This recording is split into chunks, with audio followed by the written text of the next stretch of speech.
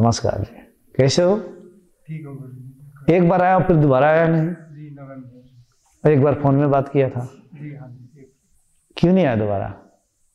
आपने ही बोला था वीडियोस में कि एक बार जब दोबारा आते हैं तो they are not good students. हाँ, they are not good students. They are not good students. अच्छा, इसीलिए आपने आया नहीं। Take the learnings and implement them. ठीक है, अभी किस बात की खुशी है अंदर? जब मैं नवंबर 23 में आया था तो बॉडी में बहुत सारे हेल्थ इश्यूज थे जो क्योर नहीं हो रहे थे, इनक्योरेबल। तो ये जो हेडेक, जी माइग्रेन बहुत ज्यादा था, तो कुछ भी प्रोसेस नहीं हो पा रहा था। अभी सब क्योर हो गया है थैंकफुली। तो यहाँ पे आने से मतलब it was very transformative for me. तो वो मेरे पेरेंट्स भी सब थैंक यू बोलने आए हैं। तो ताली बजाने की जरूरत नहीं है, कोई मोटिवेशनल सेमिनार नहीं हो रहा है कि ताली बजाने की जरूरत है। It's okay. तालियों की गूंज ऐसे ब्रह्मांड में बज रहा है। इनके लिए बजा सकते हो आप लोग। चलो, गुरु जी को थैंक यू बोले, ताली नहीं चाहिए हमें, ताली नहीं, इनके लिए बजाओ। अच्छा ठीक है, ज्यादा खुश भी नहीं होना है, कुछ भी चीजें हो तो याद रखना है और कोशिश करना शिविर में 2-3 बार आने के लिए। और भी इनर कुछ जब इतना कुछ अनुभव में आया तभी तो याद करके यहाँ तक पहुँचे। तो मैं कह रहा हूँ और आगे 2-3 बार, अब समय देख के 6 महीना के अंदर हो, साल के अंदर हो, अब आओगे करोगे तभी पता चलेगा। बाकी सब ठीक है। तो मैं तो ना खुश होता हूँ ना दुखी होता हूँ, ना ही आपकी खुशी में खुश होता हूँ। बहुत अच्छा हुआ भी नहीं कहता हूँ, सब ठीक ही है। आप बोलोगे मेरे घर में सब लोग मर गए तो भी बोलूँगा सब ठीक ही है। मैं बचा हूँ, मैं भी कल मर जाऊँगा तो भी ठीक ही है, सब ठीक ही है। क्या है? सब ठीक है। समझ रहे हैं आप लोग? सब क्या है? वो भी ठीक है। कल जॉब चली जाएगी तो भी तो भी ठीक ही है। इस भाव में जो रहता है सब ठीक ही होता है।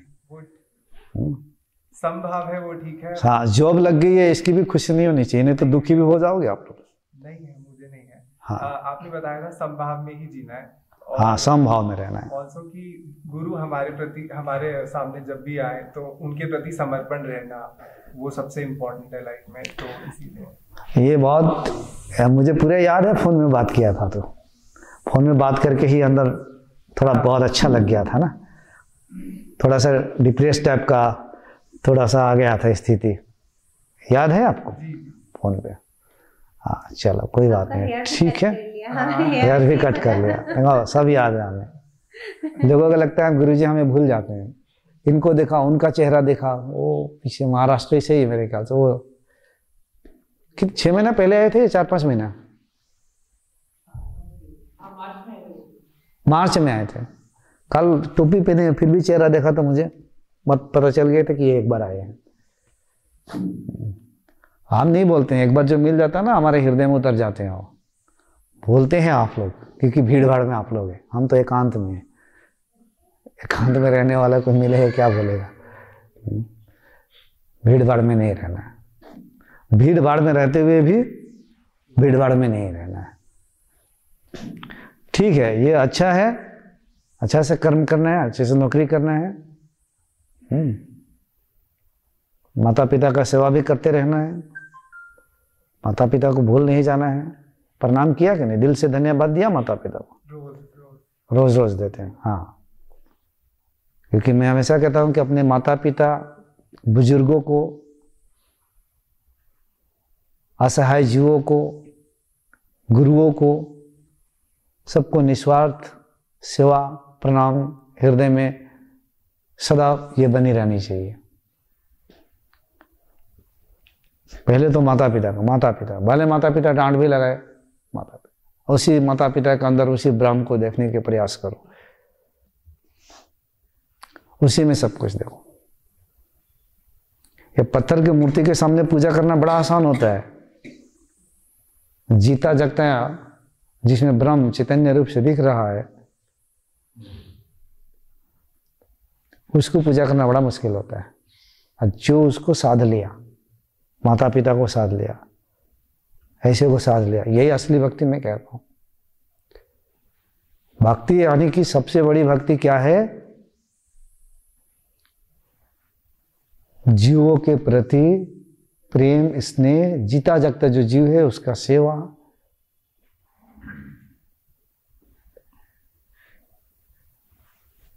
हृदय में उसके लिए सद्भावना बने रहे सदा, यही ईश्वर की असली पूजा है।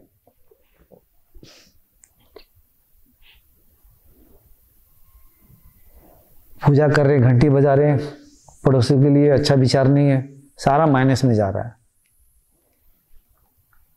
ध्यान में रखना इन चीजों को, ठीक है। आप लोगों से अच्छा वो भी आए, ये भाई है, ये पापा, मम्मी। अच्छा, इनकी भाई है, आपके भाई या इनके भाई, इनके भाई, मतलब अब बेटे हैं आपके दोनों? हाँ, बड़े वाला है, छोटे आप बड़े हैं। अच्छा अच्छा। ये किसी भी काम में ना सफल नहीं हो पा रहा। कौन?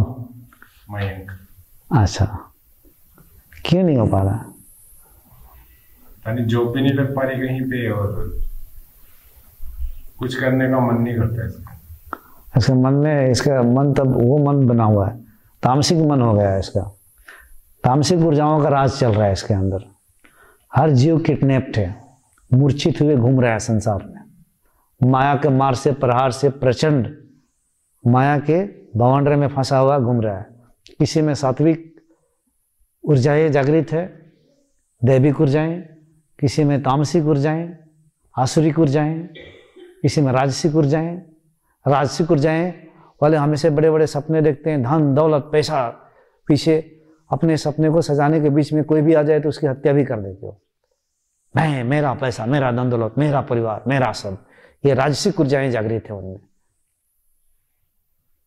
तामसिक वाले को कुछ करने का मन नहीं करता, वो तो जीव, वो तो सब ठीक है। सिस्टम में तामसिक आ गया, आलस्य आ गया, कुछ करने की कुछ क्रिएटिविटी नहीं आ रहा है। कहाँ जाऊँ, क्या करूँ, कोई कॉन्फिडेंस नहीं, कोई शक्ति नहीं, कोई पावर नहीं। तो इसमें तो वो शक्ति है कि पृथ्वी के ऊपर पूरे जगत को हिला सकता है, इतनी पावर और शक्ति है। लेकिन चैनलाइज कुछ और को कर दिया, खराब कर दिया।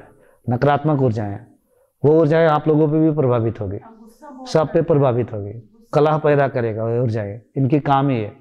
मानसिक रूप से कमजोर आप लोगों को भी कुछ उसमें है, आप लोगों को मजबूत होना पड़ेगा, अंदर में वो जागृति लानी पड़ेगी कि ऐसी ऊर्जाएं हमारे घर से विदा हो। ऊर्जाएं ऐसी शक्तियाँ, ये सूक्ष्म बातें हैं। ये शरीर हड्डी है, मल मूत्र मांस पे खड़ा है, इसके अंदर एनर्जी की सिस्टम है। चेक करना पड़ता है, झांकना पड़ता है, देखना पड़ता है। क्रोध रूपी राक्षस मेरे अंदर जागृत है, लोभ रूपी है, गुस्सा बहुत आता है। हाँ तो गुस्सा आता है। इसको क्या, गुस्सा रूपी ऊर्जाएं, असुर इसके अंदर राज कर रहा है, किडनैप करके रखा हुआ है। कैसे निकलेगा गुरुजी? इतना जल्दी कैसे निकलेगा? वो शिविर में आएगा, अटेंड करेगा, समझेगा, जागेगा, तो धीरे से एक क्या सारे जितने असुरगण है, मतलब आसुरिक संपदाएं, आसुरिक प्रवृत्तियां, वृत्तियां, ये सारे एक एक करके विदा ले लेगी और दैविक शक्तियां जागृत होगी, दैविकता आएगी, सात्विक ऊर्जा आएंगे।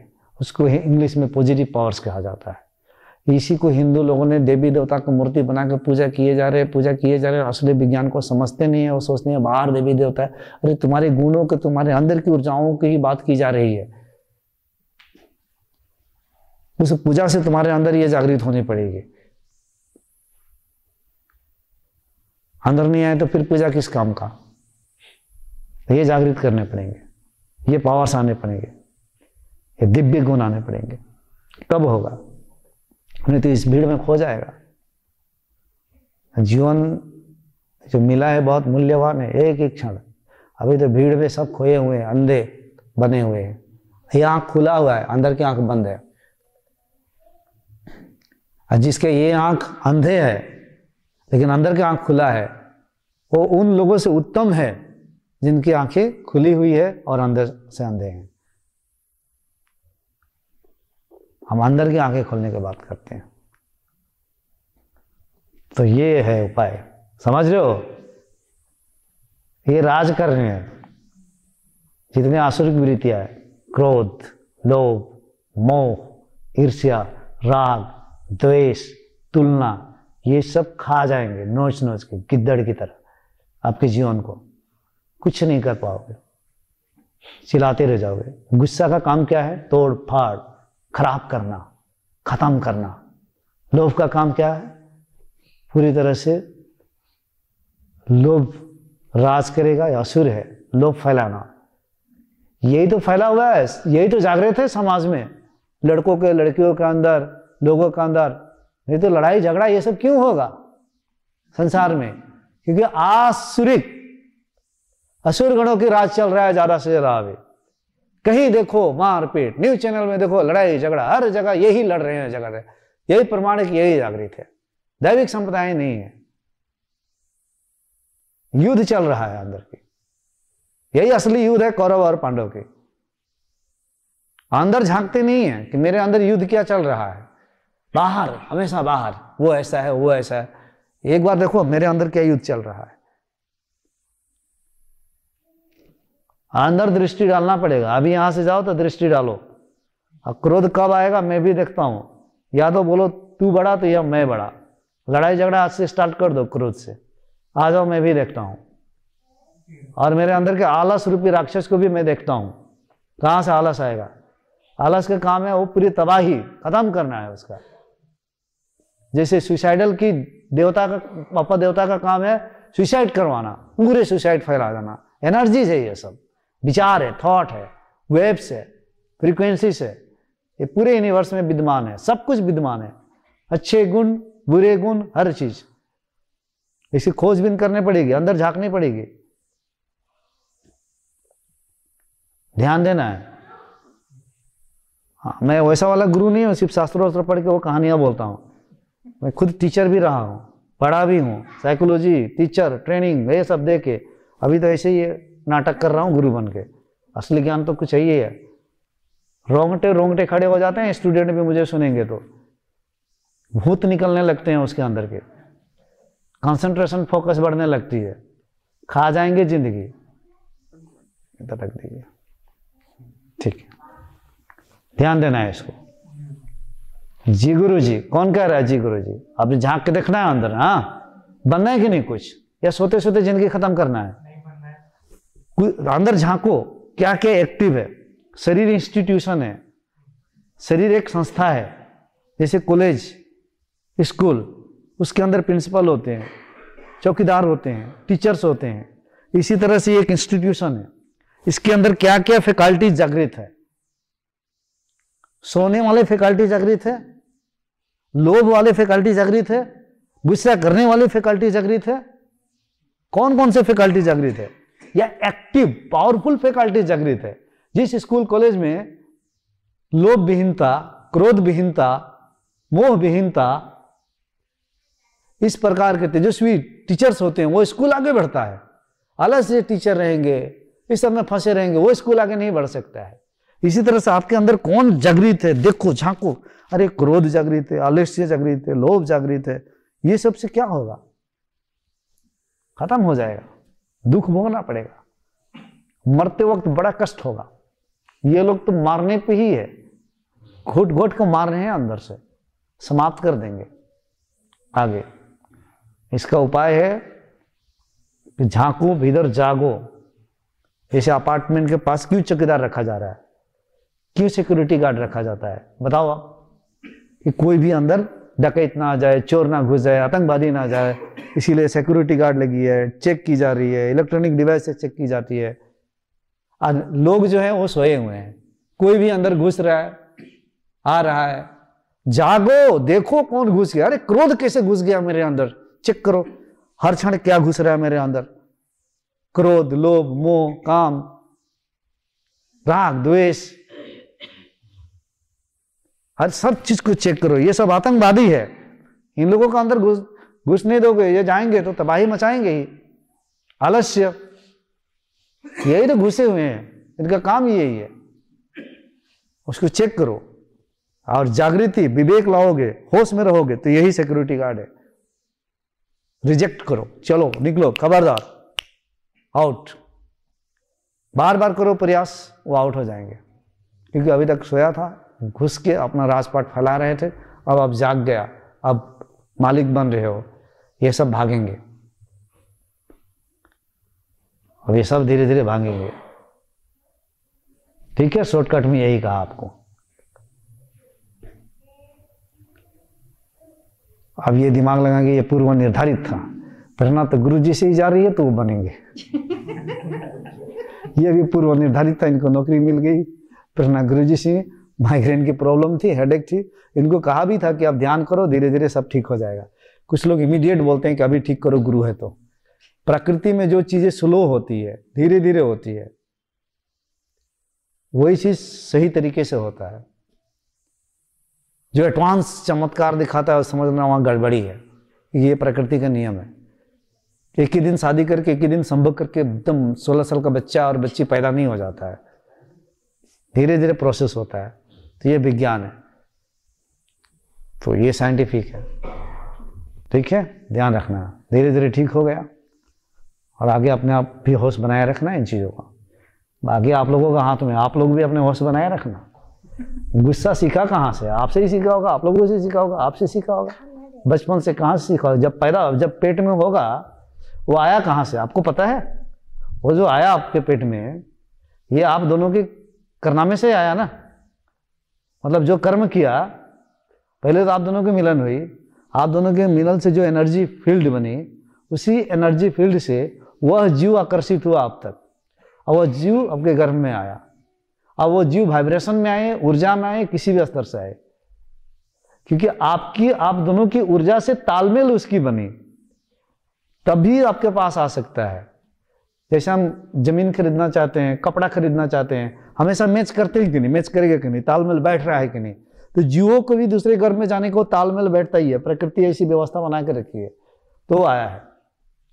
कुछ संस्कार विरासत में आप दोनों का उसमें पहले से ही है। तो आप लोग भी जागृति बनाना है, इन चीज़ों को देखना है, अंदर झांकना है। और वही समझा रहा था कि माँ बाप से पहले बच्चा पेट से ही सीखता है। पहले तो विरासत में कहीं और से लेकर आया, एनर्जी मैच किया, और यहाँ से। तो पहले बच्चे को ठीक करना होता है, तो माँ बाप को पहले सुधारना होता है, और नहीं तो बच्चे को अपने आप से दूर कर दो। कहीं ऐसे संत के पास रखो, कहीं ऐसे पॉजिटिव माहौल में रखो बचपन से ही, कि आपकी रोता हुआ चेहरा, उदास चेहरा, गुस्सा हुआ चेहरा, टेंशन वाला चेहरा उसको दिखाई नहीं देना चाहिए। वो देखते रहेगा घर पे, जो वो सीख लेगा दिमाग, ब्रेन, और वही करेगा बाद में। जब करेगा तो आप बोलोगे ये ऐसा करता है, वो ऐसा करता है, ये ऐसा करता है, क्योंकि आपको पसंद नहीं है वैसे चेहरा। तो आप चारों के लिए ये मेरे, क्योंकि आपके लिए माता पिता होंगे, मेरे लिए तो चारों जीव है। क्या है? जीव है। आप क्या है, क्या काम करते हैं, हमें उसे मतलब नहीं। आप मेरे लिए क्या हो? ये शरीर, आंख, नाक, कान नहीं देख रहा हूँ, अंदर बैठा जीव को देख रहा हूँ। जीव के साथ हमारा शाश्वत संबंध होता है, तो मुझे जीव दिख रहा है, उसके अंदर की चीत और क्वालिटी दिख रही है, कहाँ से क्या आ रही है, जो निकल रही है वही से आ रही है, दिख रही है। और आप सब फंसे हुए तो निकलो, अभी यही समय है। और संसार में जाओगे, देखना जैसे आंधी तूफान आती है, उस तरीके से संसार की वाइब्रेशंस, बहाव, सोच विचार आता है और आपको अपने चपेट में लेता है।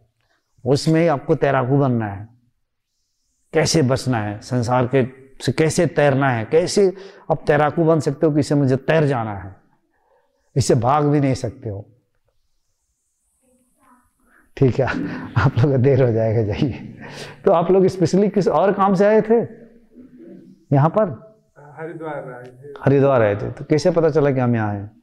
ग्रुप है ना नीरज जी। अच्छा, वहां से पता चला। तो अलाइंग ऐसे किया कि दोनों काम एक साथ हो। ठीक है, जाइए, भैया को बोलिए अभी जागना है, शिविर में भेजिए। हाँ हाँ, वीरता को प्राप्त करना है। ठीक है, अंदर से। गुड, ठीक है, चलिए।